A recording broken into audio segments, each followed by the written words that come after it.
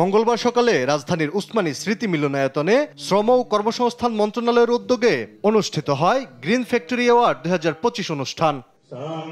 অনুষ্ঠানে শ্রম ও কর্মসংস্থান মন্ত্রণালয় এবছর 16টি খাতে 30টি কলকারখানাকে গ্রিন ফ্যাক্টরি অ্যাওয়ার্ড প্রদান করে।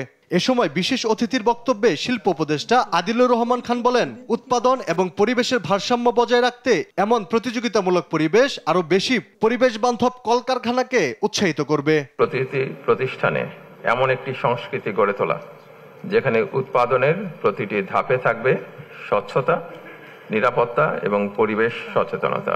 মালিক এবং শ্রমিকদের মধ্যে সৌহার্দ্যপূর্ণ সম্পর্ক থাকলে প্রতিষ্ঠান এগিয়ে যায় উল্লেখ করে শ্রম উপদেষ্টা এম শাখাওয়াত হোসেন বলেন, যথাসময়ে শ্রমিকদের ন্যায্য প্রাপ্য দিতে হবে মালিকদের। ওয়ার্কার নিশ্চয়ই লুক আফটার করেন, তারা যাতে তাদের কোনো ধরনের যেটা আপনার তার পাওনা, যেটা তার প্রাপ্য তাকে সেটা দেবেন। আমাদের বাংলাদেশ লেবার অ্যাক্ট যতটুকু সম্ভব পরিবর্তন করে আমরা একটা ইন্টারন্যাশনাল স্ট্যান্ডার্ডে আসার জন্য, সেই জন্য আমি আপনাদের সবাই সহযোগিতা চাই। কর্মক্ষেত্রে শ্রমিক কর্মচারীদের হয়রানি বন্ধে কার্যকর পদক্ষেপ নেয়ার কথা জানান শ্রম মন্ত্রণালয়ের সচিব AHM শফিকুজ্জামান।